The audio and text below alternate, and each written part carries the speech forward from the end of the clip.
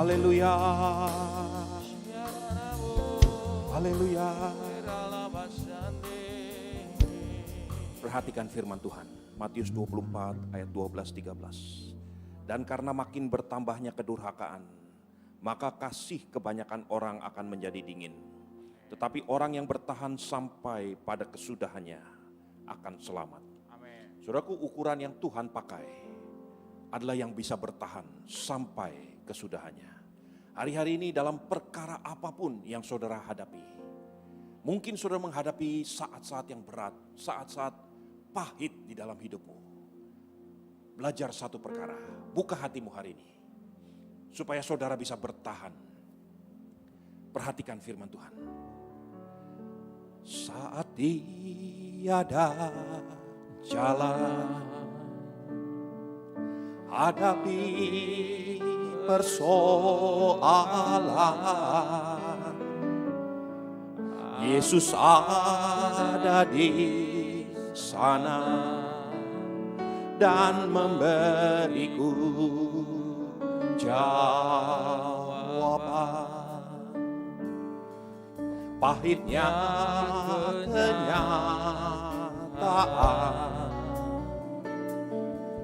dan tak mampu bertahan, Yesus ada di sana dan memberiku harapan. Hanya nama Yesus, hanya nama Yesus, hanya nama Yesus berikanku pengharapan. Hanya nama Yesus, haleluya, hanya nama Yesus, hanya nama Yesus berikanku kepastian. Bapak, hamba berdoa untuk setiap pribadi yang ada di tempat ini, maupun yang ada di rumah masing-masing, yang ada di Beth Shalom. Hari ini Tuhan, berikan kami satu pengharapan baru. Tuhan berbicara kepada setiap pribadi hari ini Tuhan Yesus, supaya kami bisa bertahan menghadapi saat-saat yang pahit sekalipun. Tuhan, tolong kami, tolong hamba-Mu, berikan hamba-Mu bahasa yang sederhana, supaya nama Tuhan dipermuliakan, supaya firman-Mu bisa jatuh ke tanah yang subur dan berbuah lebat dan menjadi berkat buat banyak orang. Setiap orang yang mencicipi buahnya akan mengucap syukur atas kebajikan Tuhan. Terima kasih Bapa, terima kasih. Di dalam nama Tuhan Yesus Kristus hamba berdoa dan mengucap syukur. Haleluya. Amin. Amin. Shalom saudara. Saudara diberkati Tuhan hari-hari ini. Saudaraku, dimanapun saudara berada hari-hari ini, tetap andalkan Tuhan, tetap percaya bahwa Tuhan punya rencana. Kita masih dalam tema besar kita untuk terus belajar satu kebenaran firman Tuhan, bertahan. Ya. Nah, hari ini kita akan belajar satu kebenaran firman Tuhan, bagaimana saudara dan saya bisa bertahan melewati air yang pahit, melewati marah, melewati hal-hal yang sangat-sangat menyakitkan. Saudaraku, mari saya ajak saudara untuk melihat satu kebenaran firman Tuhan dari yang kita masih renungkan dari kitab Rut 1 ayat 19 sampai 22. Rut 1 ayat 19 sampai yang ke-22, silakan. Rut 1 ayat yang ke-19.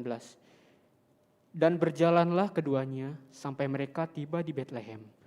Ketika mereka masuk ke Betlehem, gemparlah seluruh kota itu karena mereka.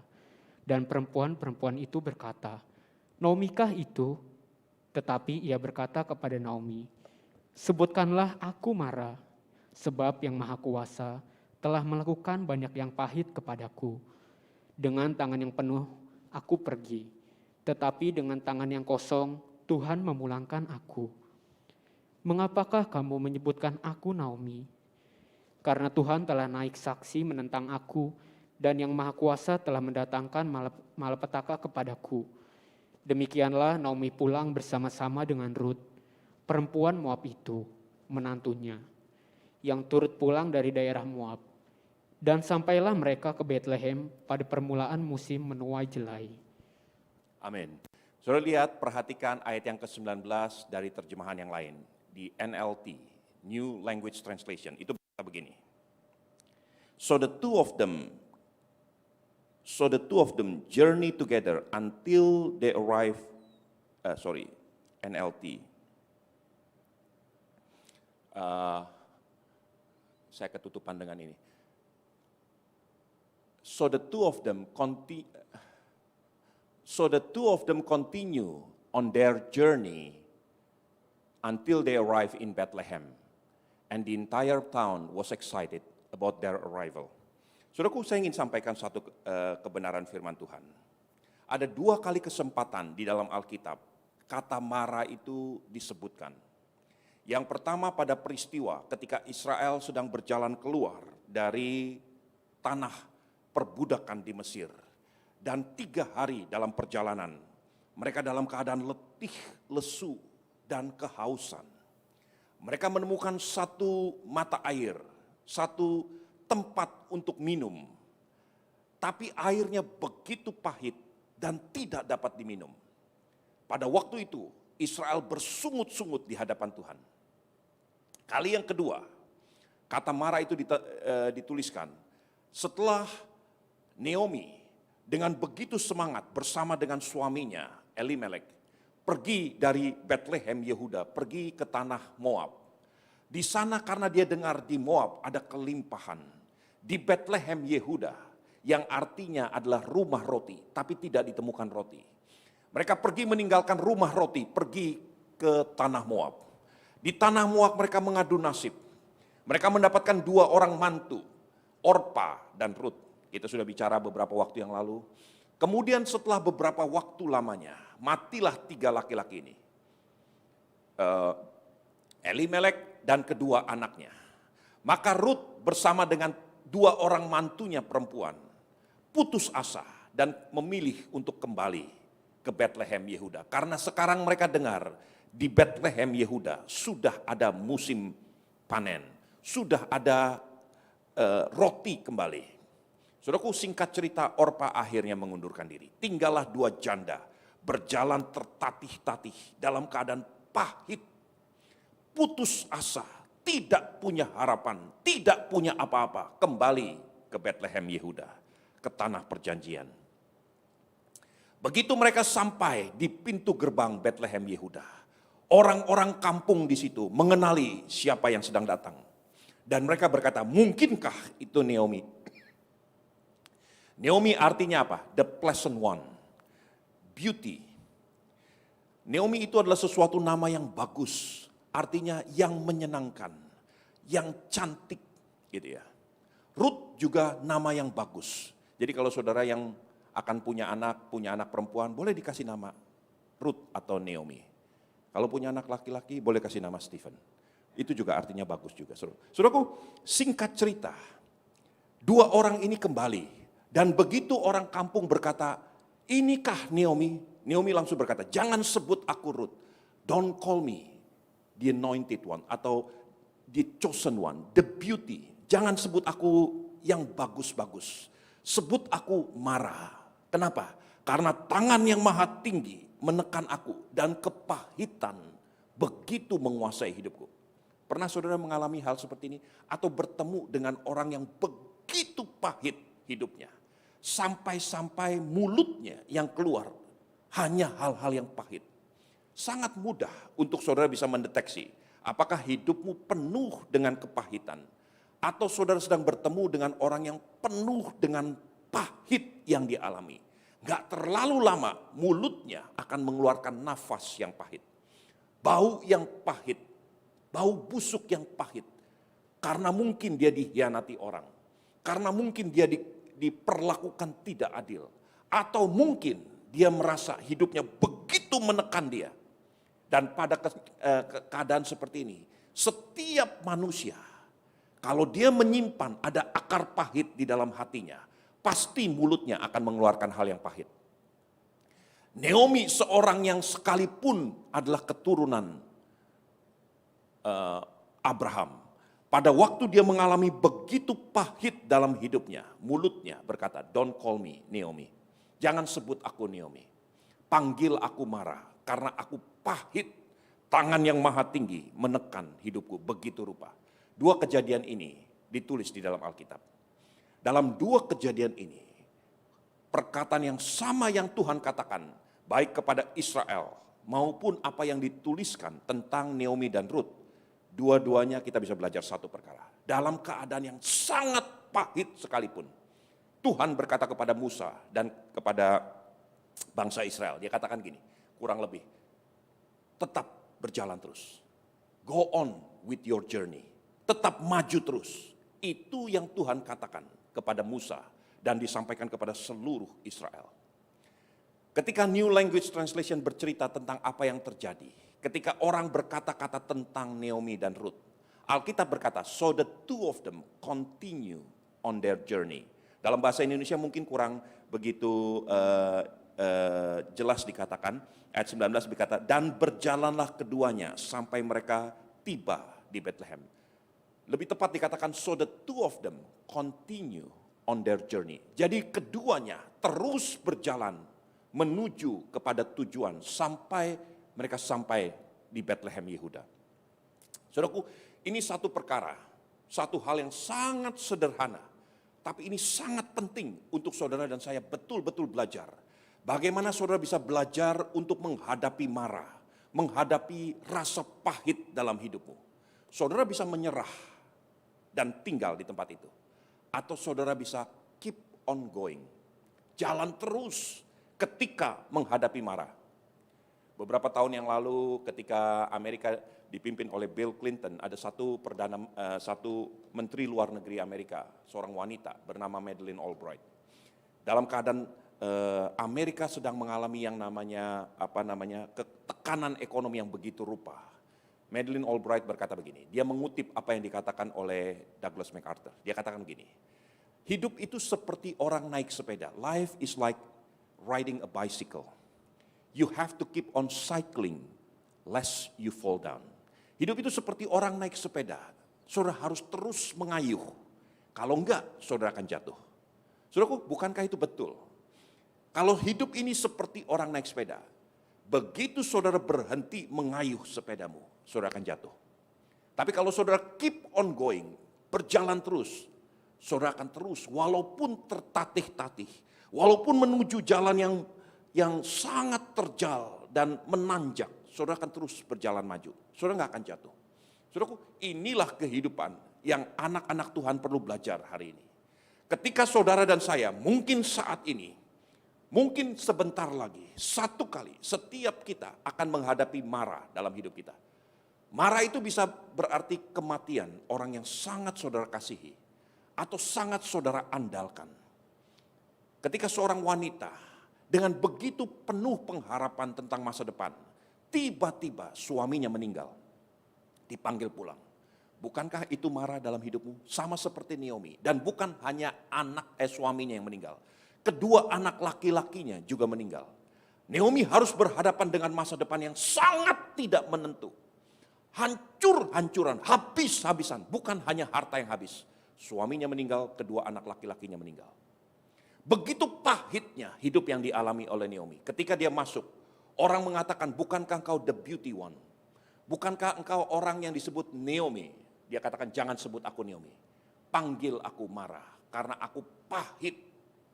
Ketika Israel berhadapan dengan mata air yang telah 3 hari mereka berjalan. Dan sangat kehausan, sangat letih. Mereka tidak menemukan air. Ketika mereka menemukan air, air itu pahit dan tidak dapat diminum. Saudara tahu apa yang terjadi? Mereka bersungut-sungut. Nah, sesuatu terjadi. Saudaraku, saya ingin ajak saudara untuk melihat kebenaran firman Tuhan ini. Coba perhatikan dari Keluaran 15. Keluaran 15 ayat 22 sampai 26. Silakan. Keluaran 15 ayat 22. Musa menyuruh orang Israel berangkat dari Laut Berau, lalu mereka pergi ke padang gurun Syur. 3 hari lamanya mereka berjalan di padang gurun itu dengan tidak mendapat air. Sampailah mereka ke Mara, tetapi mereka tidak dapat meminum air yang di Mara itu karena pahit rasanya. Itulah sebabnya dinamai orang tempat itu Mara. Lalu bersungut-sungutlah bangsa itu kepada Musa. Kata mereka, "Apakah yang akan kami minum?" Musa berseru-seru kepada Tuhan, dan Tuhan menunjukkan kepadanya sepotong kayu. Musa melemparkan kayu itu ke dalam air, lalu air itu menjadi manis. Di sanalah diberikan Tuhan ketetapan-ketetapan dan peraturan-peraturan kepada mereka, dan di sanalah Tuhan mencoba mereka. Firman-Nya, "Jika kamu sungguh-sungguh mendengarkan suara Tuhan Allahmu dan melakukan apa yang benar di matanya, dan memasang telingamu kepada perintah-perintahnya, dan tetap mengikuti segala ketetapannya, maka aku tidak akan menimpakan kepadamu penyakit manapun yang telah kutimpakan kepada orang Mesir. Sebab aku Tuhanlah yang menyembuhkan engkau." Ayat 27. Sesudah itu sampailah mereka di Elim. Di sana ada 12 mata air dan 70 pohon korma. Lalu berkemahlah mereka di sana, di tepi air itu. Amin. Saudaraku, saya ingin ajak saudara untuk perlahan-lahan memperhatikan kebenaran firman Tuhan ini. Saudara, satu perkara yang saudara harus ingat betul-betul. Ketika Tuhan sudah memberkati saudara, memberkati rumah tanggamu, memberikan saudara yang namanya keselamatan, tidak seorang pun, bahkan iblis sekalipun tidak bisa mencuri hal itu daripada hidupmu. Tapi kenyataannya ada begitu banyak anak-anak Tuhan, rumah tangga orang-orang percaya, bahkan hamba-hamba Tuhan, rumah tangganya diporak-porandakan oleh iblis. Keselamatannya dipermainkan oleh iblis. Kenapa hal itu bisa terjadi? Bukankah Tuhan itu lebih berkuasa daripada iblis? Kenapa yang sudah Tuhan berikan bisa direbut oleh iblis? Saudaraku, saya ingin sampaikan, sebetulnya iblis gak bisa rebut. Tetapi saudara dan saya sendirilah yang menyerahkan itu. Semua yang Tuhan berikan, saudara harus perhatikan, jaga betul-betul yang namanya sukacita, the joy yang ada dalam diri saudara. Rumah tangga saudara itu sudah dikuduskan oleh Tuhan, diberkati oleh Tuhan. Tetapi the joy of your family itu harus saudara sendiri yang jaga. Keselamatan yang Tuhan berikan, itu sudah Tuhan berikan dan jamin betul-betul. Tetapi the joy of salvation itu harus saudara sendiri yang jaga. Ketika saudara kehilangan sukacita akan keselamatan itu, kehilangan anggur manis dalam rumah tanggamu, di situ iblis bisa berperkara. Maka saudara akan melepaskan itu sendiri kepada apa yang iblis mau buat. Nah, saudaraku, dalam hal ini Tuhan ingin betul-betul saudara dan saya gereja Tuhan memperhatikan betul-betul, jaga betul-betul. Ya, satu kebenaran ini ada lagu yang berkata, "Jagaku dalam hadirat-Mu Tuhan, jangan ambil roh-Mu dariku, perbaruiku sukacita keselamatanku, dan bangkitkan roh-Mu dalamku." Saudaraku, saudara harus jaga betul-betul. Nah, saudaraku, saya ingin kembali lagi kepada kebenaran ini. Satu kali Israel berhadapan dengan air yang melimpah ruah, tetapi airnya pahit. Kemudian Tuhan berkata begini, Alkitab menyelipkan satu kata-kata seperti ini. Tuhan sengaja membawa mereka untuk menguji, melihat apa yang ada dalam hati mereka. Dan kemudian Tuhan berkata kepada Musa, "Musa, bukan hanya terus berjalan, tapi aku akan berperkara di tempat ini." Ada sepotong kayu yang mungkin bukan baru ada di situ. Mungkin sudah beberapa hari, beberapa bulan, mungkin diinjak-injak oleh orang-orang Israel. Saudara bisa bayangkan itu begitu banyak orang Israel. Tiba-tiba Tuhan mengarahkan mata Musa, lihat sepotong kayu. Ambil sepotong kayu yang tidak ada artinya, yang biasa, yang sudah lama diinjak-injak, yang ada di tempat itu. Ambil dan lemparkan ke air. Dan air itu menjadi manis, diminum. Sekarang Tuhan berkata, Tuhan memberikan ketetapan-ketetapan. Dan Tuhan berkata gini, "Now continue on your journey." Sekarang bergerak maju lagi. Begitu mereka bergerak, mereka tidak lagi dimarah. Mereka sampai ke tempat yang namanya Elim. Di Elim ada 12 mata air dan 70 pohon korma. Saudara perhatikan urut-urutan kebenaran ini. Saudaraku, Tuhan selalu menyediakan satu solusi, satu jalan keluar ketika saudara berada di mara. Dan seringkali jalan keluar, solusi yang Tuhan berikan, itu adalah yang sangat sederhana, yang biasa, dan mungkin sudah lama saudara tahu. Diinjak-injak, dianggap remeh, tidak dihargai sama sekali. But that's the solution. Itu solusi.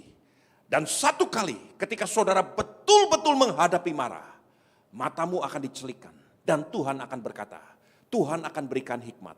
Lihat itu. Satu potong kayu yang sudah lama ada di situ, diinjak-injak, tidak dihargai, dianggap biasa. But I will work through this one piece of wood. Satu potong kayu ini, aku akan bekerja lewat hal ini. Saudaraku, kembali kepada kisah apa yang terjadi dengan Naomi dan Ruth. Perhatikan kembali kitab Ruth. Saudaraku, saya akan bolak-balik dengan firman Tuhan ini. Ya, kembali ke Ruth 1. Perhatikan. Saya akan bacakan perlahan-lahan Ruth 1 ayat 20. Tetapi ia berkata kepada mereka, jangan sebut aku Naomi, sebut aku Mara. Sebab yang Maha Kuasa telah melakukan banyak yang pahit kepadaku. Dengan tangan yang penuh aku pergi, tetapi dengan tangan yang kosong Tuhan memulangkan aku. Mengapakah kamu menyebut aku Naomi? Karena Tuhan telah naik saksi menentang aku. Dan yang Maha Kuasa telah mendatangkan malapetaka kepadaku. Demikianlah Naomi pulang bersama-sama dengan Ruth, perempuan Moab itu. Menantunya yang turut pulang dari daerah Moab. Dan sampailah mereka ke Bethlehem pada permulaan musim menuai jelai. Ketika kaki Naomi dan Ruth sampai di pintu gerbang Bethlehem, itu adalah the beginning of harvest season. Permulaan musim menuai barley, menuai jelai. Saudaraku, semua dibuat itu sepertinya nggak masuk akal. Saya ajak saudara untuk melihat lagi Ruth 2. Kita pindah dari Ruth 1, sekarang lihat Ruth 2. Perhatikan ayat yang pertama. Naomi mempunyai sanak saudara dari pihak suaminya. Seorang yang kaya raya dari kaum Elimelek, namanya Boas. Maka Ruth perempuan Moab itu berkata kepada Naomi, biarkanlah aku pergi ke ladang memungut bulir-bulir jelai di belakang orang yang murah hati kepadaku. Dan sahut Naomi kepadanya, pergilah anakku. Pergilah ia sampai ke ladang dan memungut jelai di belakang penyabit-penyabit. Kebetulan ia berada di tanah milik Boas yang berasal dari kaum Elimelek. Saudaraku, saya ingin jelaskan kebenaran firman Tuhan ini dari satu hukum yang berlaku di Israel. Dan hukum ini saudara betul-betul perlu memahami dan mengenal benar-benar. Ini hukum yang membuat makanan yang saudara makan itu menjadi kosher.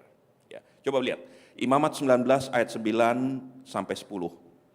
Imamat 19 ayat 9 sampai 10, silakan. Imamat 19 ayat 9. Pada waktu kamu menuai hasil tanahmu, janganlah kau sabit ladangmu habis-habis sampai ke tepinya. Dan janganlah kau pungut apa yang ketinggalan daripada penuaianmu.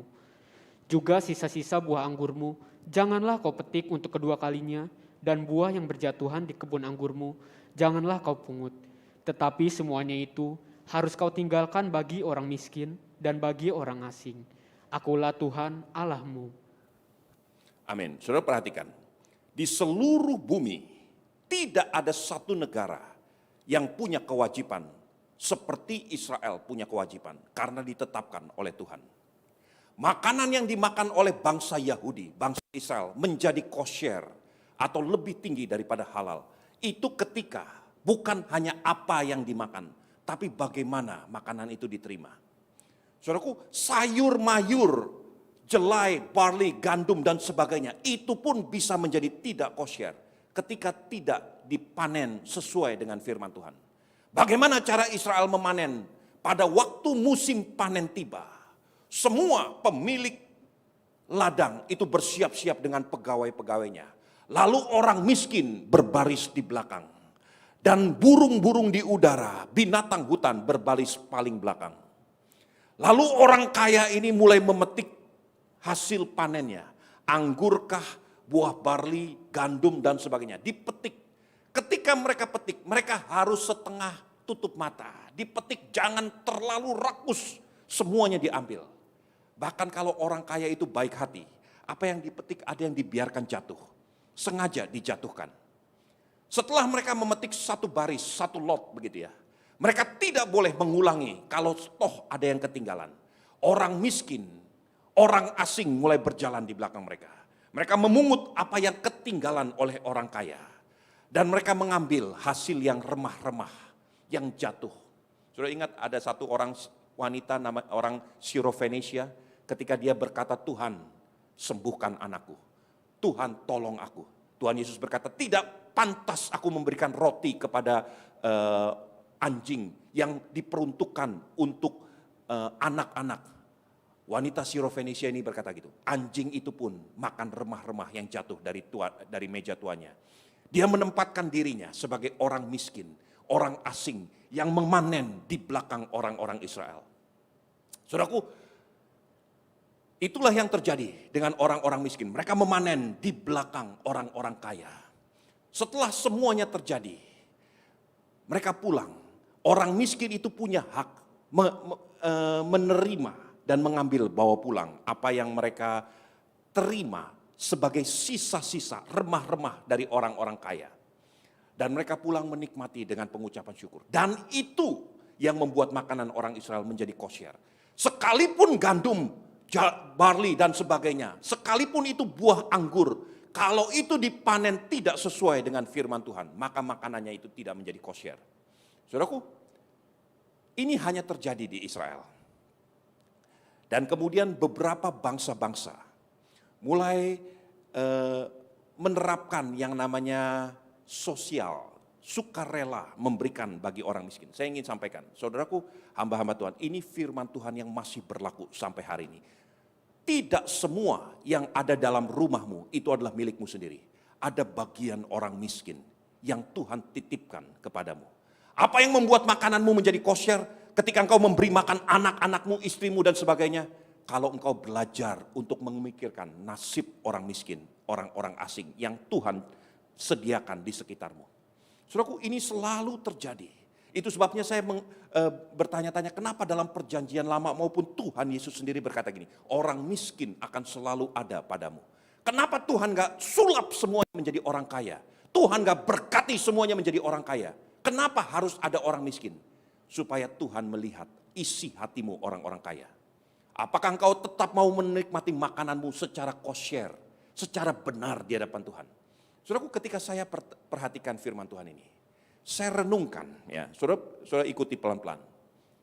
Mungkinkah, ini pikiran saya sendiri, firman itu dibuat, ditulis hanya untuk satu pribadi, yaitu untuk Ruth. Karena dia orang miskin, dia juga orang asing di tanah Bethlehem Yehuda. Dia betul-betul gak punya apa-apa. Dan lebih luar biasa lagi, di seluruh Alkitab dari Kejadian sampai Wahyu, saudara gak akan menemukan satu orang miskin, orang asing yang diceritakan secara begitu gamblang tentang hukum kosher ini, kecuali Ruth. Saudaraku, pada waktu itu Ruth gak mengerti kebenaran ini. Ruth bukan orang Israel dan dia baru tiba di tanah Yehuda. Mungkin baru kemarin gitu ya ceritanya. Hari pertama kali dia menginjakan kaki di tanah Yehuda, itu adalah musim pertama menuai jelai. Kalau ditunggu berlama-lama, maka sudah habis. Ya, karena menuai jelai mungkin hanya beberapa hari, 1-2 minggu mungkin ya. Dan itu hari pertama. Biasanya ada yang namanya pesta pora di hari pertama musim panen. Kemudian Ruth berkata kepada Naomi, mungkin dia mendengar tentang hukum yang terjadi di Israel. Dia katakan, izinkan aku pergi memungut jelai, remah-remah yang jatuh. Dimanapun Tuhan berikan aku kepada orang yang murah hati.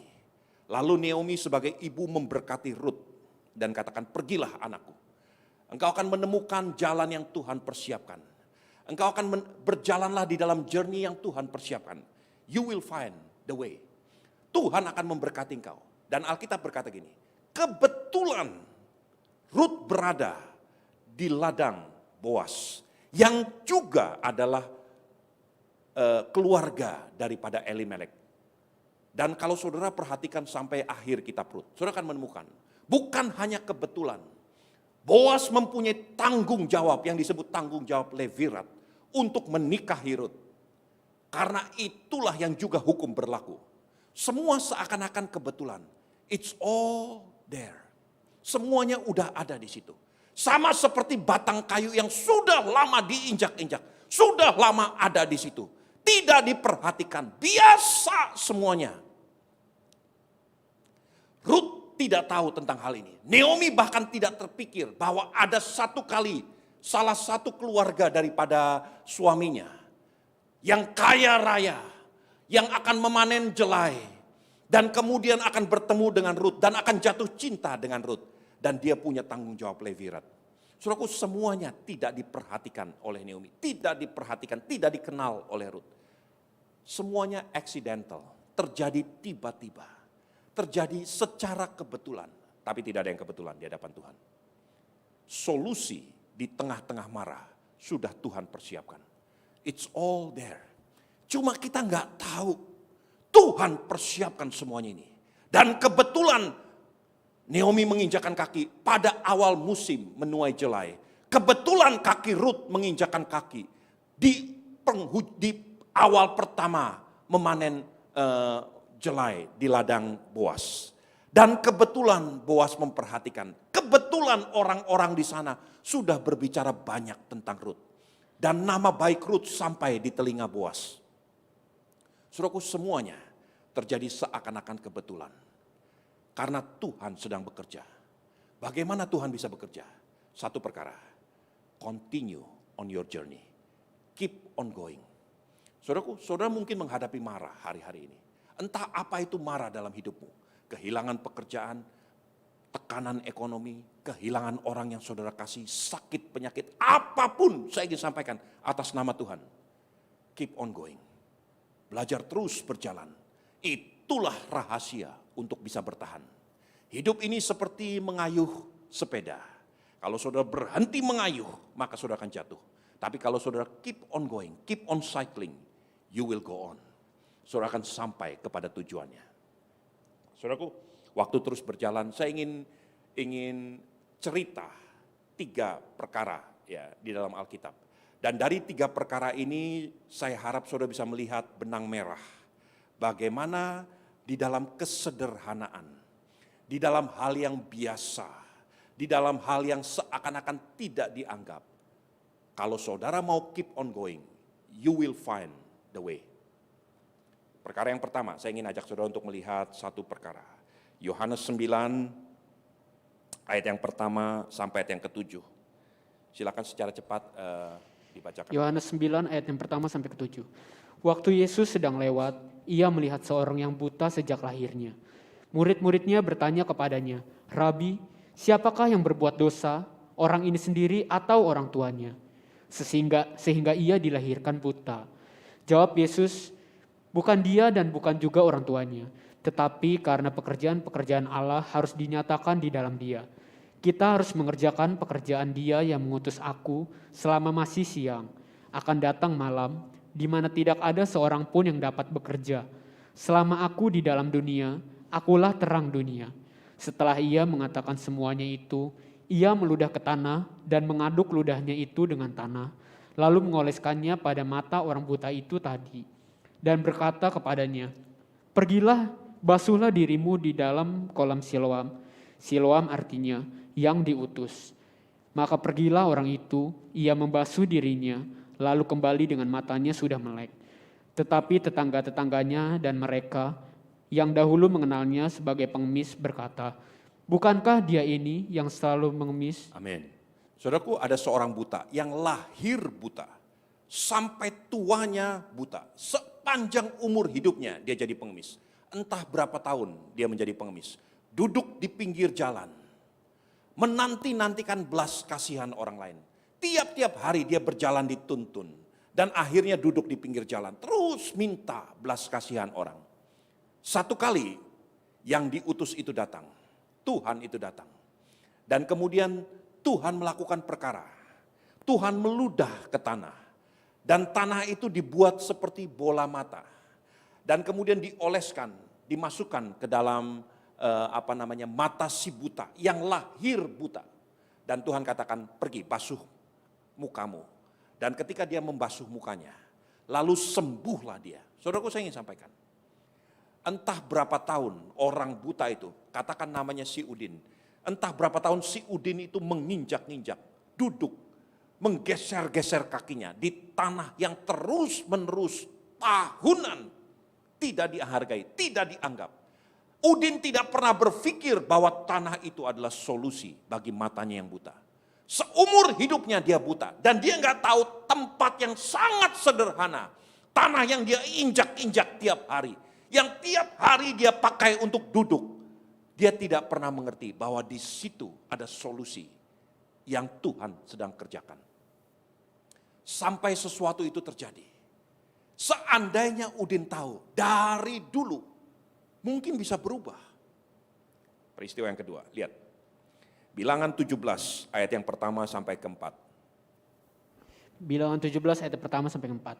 Tongkat Harun berbunga. Tuhan berfirman kepada Musa, katakanlah kepada orang Israel dan suruhlah mereka memberikan kepadamu satu tongkat untuk setiap suku. Semua pemimpin mereka harus memberikannya, suku demi suku, seluruhnya 12 tongkat. Lalu tuliskanlah nama setiap pemimpin pada tongkatnya. Pada tongkat Lewi haruslah kau tuliskan nama Harun, bagi setiap kepala suku harus ada tongkat. Kemudian haruslah kau letakkan semuanya itu di dalam kemah pertemuan di hadapan tabut hukum, tempat aku biasa bertemu dengan kamu. Kemudian, coba lihat ayat keempat. Kemudian haruslah kau letakkan semuanya itu di depan kemah pertemuan, di hadapan tabut hukum, tempat aku biasa bertemu dengan kamu. Saudaraku, ada satu batang tongkat yang sudah kering kerontang, tidak pernah ada tanda-tanda kehidupan, tidak ada unsur air di dalamnya, apalagi punya akar. Hukum manusia, hukum tumbuh-tumbuhan, tidak mungkin sebatang tongkat, kecuali di Lagu Kus-Plus, tongkat kayu dan batu jadi tanaman. Saudaraku, sebetulnya tidak pernah terjadi yang namanya tongkat itu bisa menjadi bertumbuh tunas, berbunga, bahkan berbuah.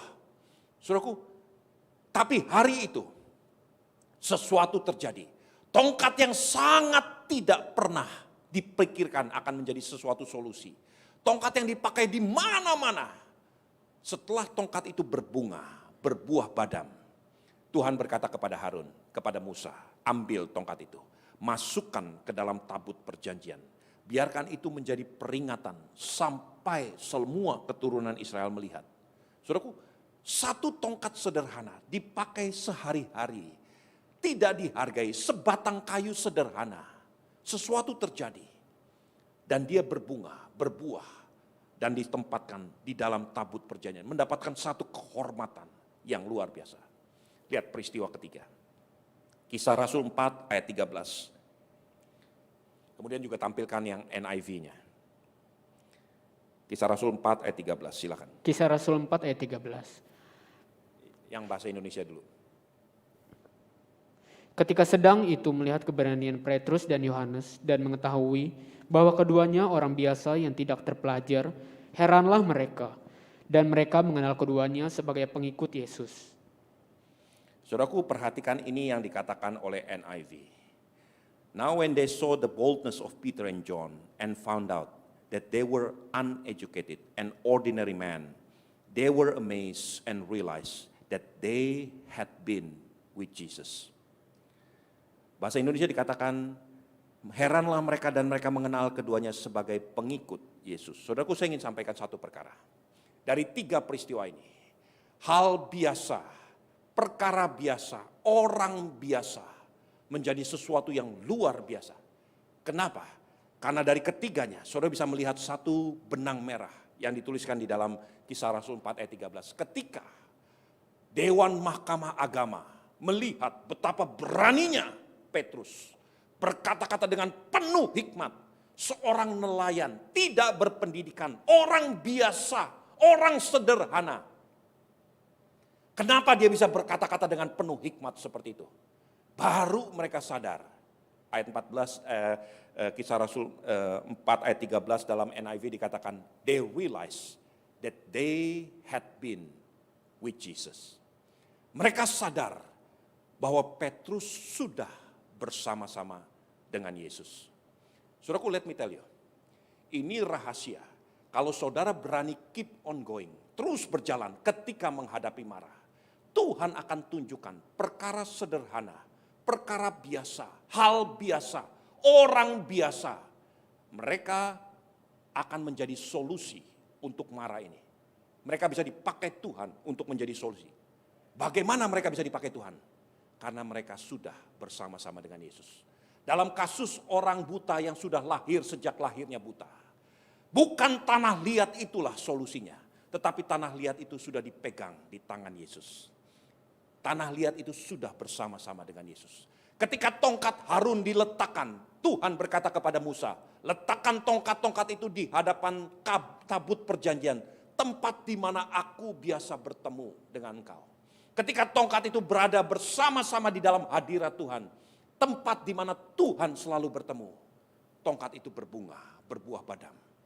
Ketika orang biasa, nelayan seperti Petrus, berani berkata-kata dengan penuh hikmat di hadapan mahkamah agama, mereka heran, mereka terpukau, mereka kagum, tapi kemudian mereka sadar, oh, they have been with Jesus. Saudaraku, that's the answer. Itu solusinya. Menghadapi marah. Keep on going. Jalan terus.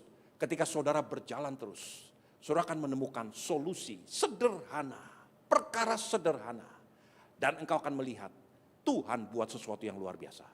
Ketika Israel berjalan di marah, karena mereka bersungut-sungut, Tuhan kasih tahu. Jangan bersungut-sungut. Aku punya solusi. Sederhana. Biasa. Tetapi solusi ini akan membuat yang pahit menjadi manis. Sebatang kayu biasa dilemparkan ke sungai, ke air itu. Dan air itu menjadi manis. Kemudian mereka keep on going. Ketika mereka keep on going, apa yang terjadi? Mereka bertemu dengan Elim. Di situ ada 12 mata air. Dan ada 70 pohon korma. Marah bukan tujuanmu. Kepahitan bukan rencana Tuhan untuk destinimu. Tetapi semua itu Tuhan izinkan supaya engkau berjalan maju, terus berjalan maju. Sampai engkau menemukan Elim bagi Israel. Ketika Naomi dan Ruth berjalan maju, sampai akhirnya Ruth bertemu dengan Boas. Dan singkat cerita Ruth dipersunting oleh Boas. Ruth melahirkan seorang anak laki-laki bernama Obed. Kemudian ditimang-timang oleh Naomi. Ketika Obed ditimang-timang oleh Naomi, orang-orang kampung itu berkata, berbahagialah engkau Naomi. Engkau diberkati Tuhan. Karena sekalipun engkau gak punya anak, tapi menantumu luar biasa. Dan menantu seperti Ruth ini lebih berharga dari 7 anak laki-laki. Saudaraku, tujuan Tuhan bukan marah. Tujuan Tuhan adalah Elim. Tujuan Tuhan bagi Naomi adalah sampai kepada Obed. Dan bahkan Obed melahirkan Isai. Isai melahirkan Raja Daud, Salomo. Dan terus menerus sampai Kristus Yesus lahir. Dari rahim yang ditimang-timang.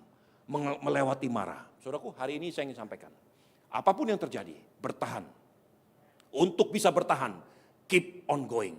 Berat, bagaimana saya harus berjalan? Bagaimana saya harus tetap percaya kepada Tuhan? Bagaimana saya harus tetap melayani? Saya ingin sampaikan saudaraku, sebagai hamba Tuhan sekalipun, istri saya sebagai saksinya. Berkali-kali saya katakan, saya gak kepingin naik mimbar untuk bicara tentang firman Tuhan. Menguatkan orang-orang. Karena saya sendiri pun mengalami pergumulan, hal-hal berat yang harus saya hadapi. Tetapi I have to keep on going. Bagaimana mungkin saya bisa berkata kepada saudara, keep on going, kalau saya sendiri menyerah. Aku hari-hari ini, sekalipun engkau berada di marah, keep on going. Karena tujuan Tuhan bukan marah. Saudaraku, Judy Cowan adalah seorang reporter daripada San Francisco Chronicle. Satu surat kabar yang cukup terkenal di West Coast Amerika. Satu kali Judy Cowan mendapatkan telepon dari seorang narasumber. tentang sesuatu kejadian yang terjadi di Santa Barbara. Saudaraku, kejadian ini kejadian pembunuhan. Sebagai reporter surat kabar, dia ingin mendapatkan berita yang sesungguhnya dari narasumber saksi hidup yang ada di situ. Dengan kecepatan tinggi dia menjalankan mobilnya untuk menuju kepada tujuan di mana saksi hidup narasumber itu berada. Saudaraku, kalau sudah tahu, jalan menuju Santa Barbara itu adalah jalan di pinggir gunung-gunung batu. Dengan berkelok-kelok. Ya. Dia menjalankan mobilnya secepat kilat. Tiba-tiba di tengah perjalanan, dia melihat ada 4-5 mobil yang terhenti karena satu kecelakaan. Dengan kesal, Judy Cowan keluar dari mobilnya untuk melihat apa yang terjadi.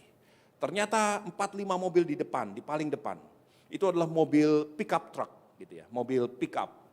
Dan di bak belakangnya ada satu bongkah batu yang terlepas dari bukit batu dan jatuh persis di bak daripada pickup truck ini, sehingga membuat kerusakan besar dan pickup truck ini terguling sampai melintang di seluruh jalan, menghalang semua jalan dari depan maupun dari belakang, semua arah terhenti.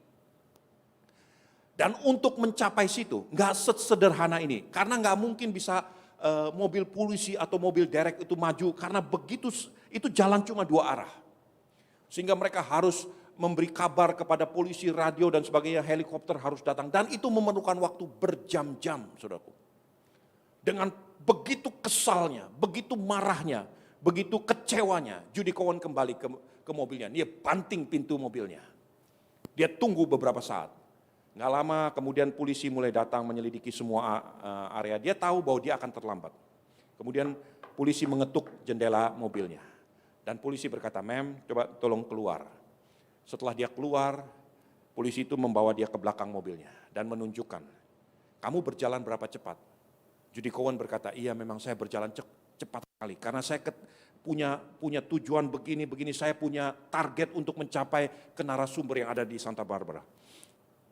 Lalu polisi ini berkata gini, "Lihat, ban mobil belakangmu sebelah kanan, itu di sebelah ban mobilnya, itu ada benjolan, ban yang sudah membenjol sebesar genggaman tangan orang dewasa. Kalau kamu berjalan dengan kecepatan seperti itu, di tikungan kanan di depan sana, hampir bisa dipastikan ban ini akan meledak dan kamu akan masuk ke dalam jurang dan akan hancur. Kerusakannya akan fatal." Begitu dia melihat, dia lemes, saudaraku. Dia masuk kembali ke mobilnya dan dia mulai meneteskan air mata. Tuhan biarkan satu batu yang sudah puluhan tahun nempel di bukit batu itu dengan segala semuanya tiba-tiba jatuh mengenai bak mobil terbuka. Tidak ada orang yang menjadi korban, tapi Tuhan izinkan itu terjadi supaya apa? Supaya menghambat langkah daripada Judy Cowan. Saudaraku, saya ingin sampaikan, seringkali rasa pahit yang saudara alami, yang mungkin menghambat, menjegal langkahmu, itu bukan tanpa tujuan. Tuhan izinkan itu terjadi supaya engkau sampai kepada tujuan yang Tuhan mau. Sampai ke Elim, sampai ke Obed, sampai ke Isai dan ke Raja Daud. Amin, saudaraku. Hari-hari ini, kalau saudara menghadapi yang namanya rasa pahit dalam hidupmu, bersyukur kepada Tuhan. Mari tundukkan kepala. Hamba-hamba Tuhan, mari maju ke depan. Semua saudara yang di rumah maupun yang di tempat ini, di Bet Shalom, saudara tundukkan kepala. Siapkan hatimu. Bersiap untuk sungguh-sungguh menerima hadirat Tuhan hari ini. Menerima penghiburan dari Tuhan. Kekuatan baru. Saat tiada jalan hadapi persoalan, Yesus ada di sana dan memberiku jawaban. Pahitnya kenyataan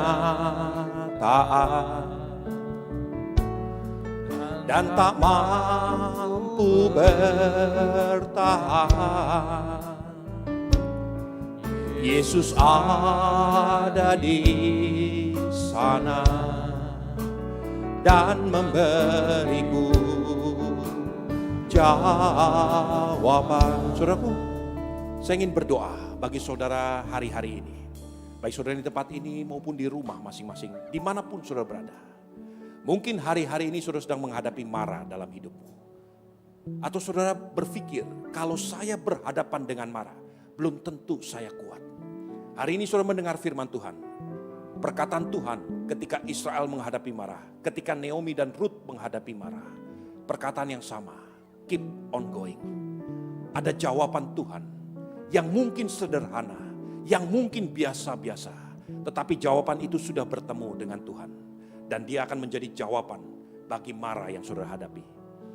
Saudaraku, kalau saudara mau berserah hari ini, membiarkan Tuhan bekerja di mara sekalipun, angkat tanganmu di hadapan Tuhan. Letakkan tanganmu di dadamu. Dan biarkan Roh Kudus memberi kekuatan baru kepada saudara. Saat tiada jalan, hadapi persoalan. Amin.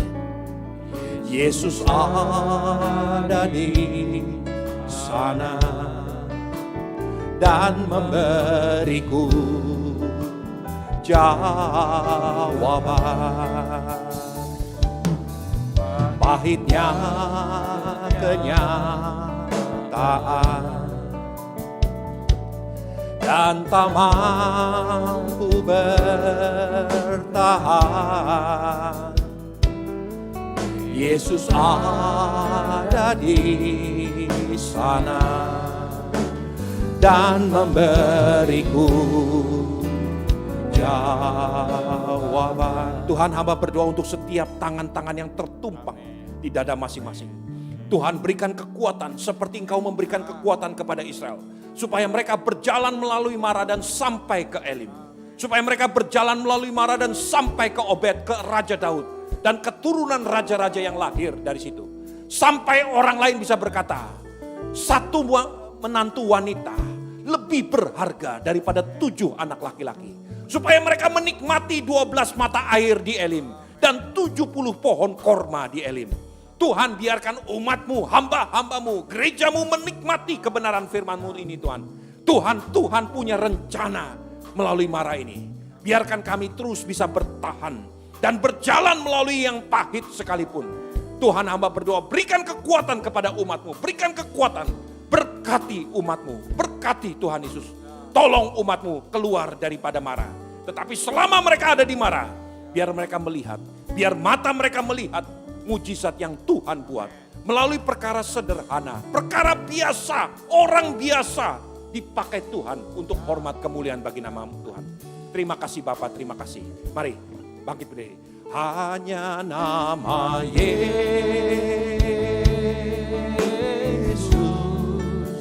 hanya nama Yesus, oh hanya nama Yesus, berikan ku pengharapan. Hanya nama Yesus dan hanya nama Yesus, hanya nama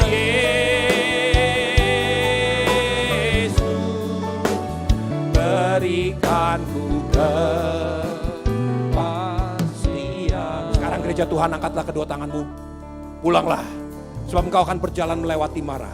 Sekalipun kau berjalan melewati api, melewati air yang dahsyat, tidak akan menenggelamkan kau, tidak akan membakar kau. Engkau akan terus berjalan, makin hari makin kuat, sampai rembang tengah hari, hendak menghadap Tuhan di Sion. Di dalam nama Tuhan Yesus Kristus, berkat-berkat terbaik yang Tuhan persiapkan bagi Abraham, Ishak dan Yakub akan turun kepada hidupmu mulai hari ini sampai selama-lamanya.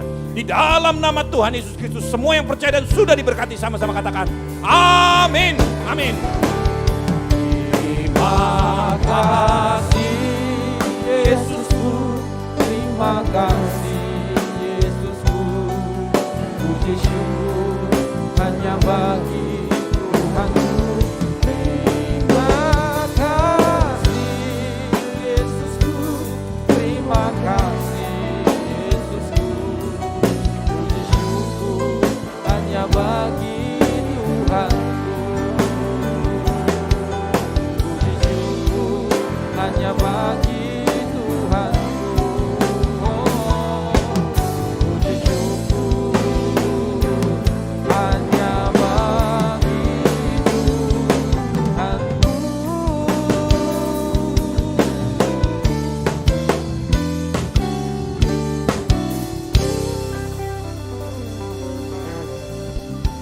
Puji nama Tuhan. Tuhan Yesus memberkati kita semua. Selamat hari Minggu.